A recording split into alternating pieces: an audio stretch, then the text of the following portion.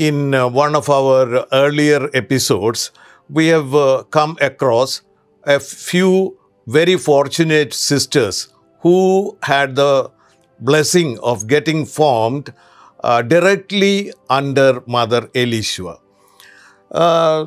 Sister Francina, are there any lay people surviving who have seen Mother Eliswa, either taught by Mother Eliswa or just saw Mother Eliswa? I have met two persons who have seen Mother Eliswa. Then one is Mariam, that is Monsignor George Veliparambil's mother. She died when he was 103. 103. 103. Yeah.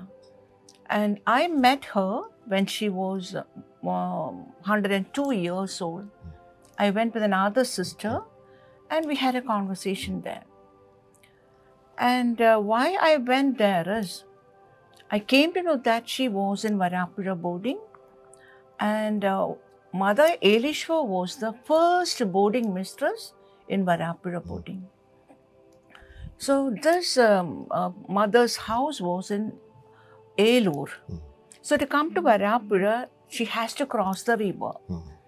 So she said, during the monsoon season, it was very difficult to cross the river in small country boats. So her father used to put her in the boarding house. That was for 3 months or 4 months. Yeah, probably he was afraid of the crossing the river and the rough sea. Yeah, okay. She was in the 5th standard. Then. Okay. Then when we went there, she was sitting on the cot and she had a rosary. Then we just asked her, do you know, we were talking, casual talking was there. And after that we asked her, have you seen Mother Eliswa? Then she was staring like this. And she had a rosary in her hand. She was probably reliving that grace-filled moments. Yeah. Okay. And she showed me, in Malayalam only she taught me, she showed me and said, Idu kanda, idu kanda. Have you not seen this? Have you not seen the, have you seen, did you see this? Did you see this? Then I said, yes. You know, Mother Eliswa has taught us that we have to say the rosary every time. We have to keep the rosary with us. And when we were in the boarding, she used to come to us, give us advice. And always her left hand was on her side, on the beads of the rosary, which was hanging on the side, left side. And then she said, Pinna kelkano. That is, again, do you want to hear? Suttada palikanam, suttada palikanam. Then I understood that she was saying that a woman, every person, especially a woman, must be a pure purity person. Of life. Yeah. Purity of life must be there. And she was repeatedly saying that. Then I asked her, can you tell me something else about her? Then she said, I have a lot of things, but one thing I'll say, I have attended her funeral. I went with my father for the funeral. 1913. 1913, 13. I have went with my father and I was holding on his hand. That day was raining very, very heavily. And many sisters were there and some problems, she told me, I don't remember what. Because of that, many could not come there. But many sisters were there and from Manjamal province and many fathers were there. And that day, the full, very heavy rain. So then we understood that whenever we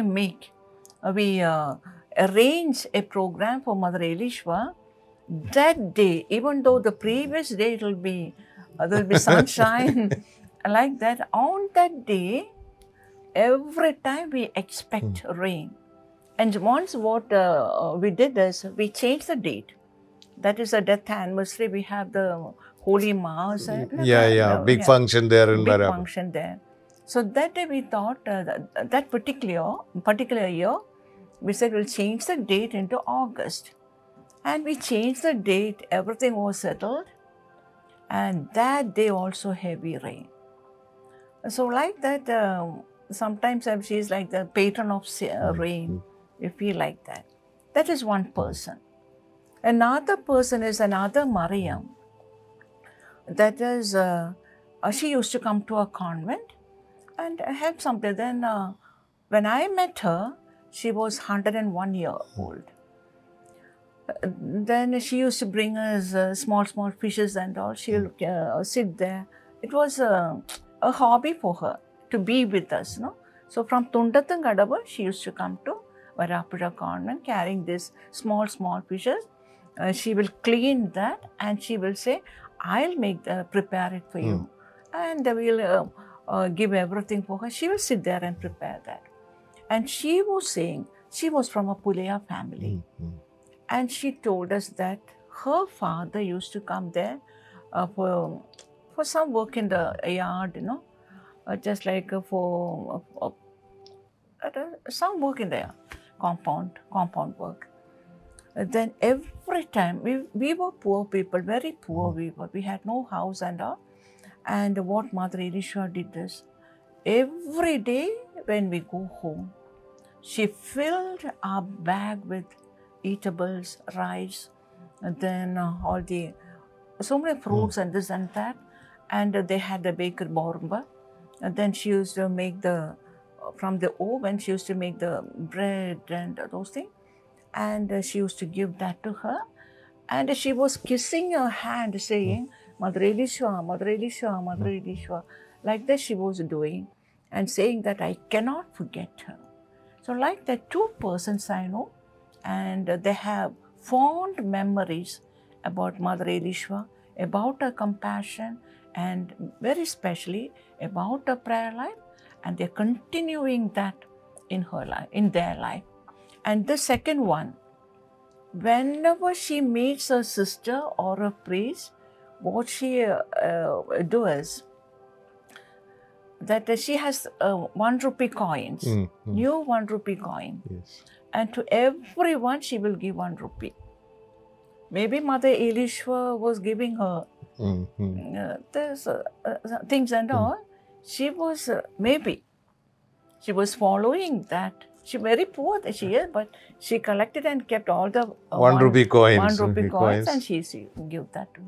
To priests and sisters. Priests and sisters, not the others. Okay. Yeah, only the priests and sisters. And for the benefit of people who do not know about the rigidity of a caste system, a Puleya is a so-called lower caste guy whose sight even pollutes the higher caste. According to the stipulation, a Puleya has to stand at least 72 feet away from a higher caste guy.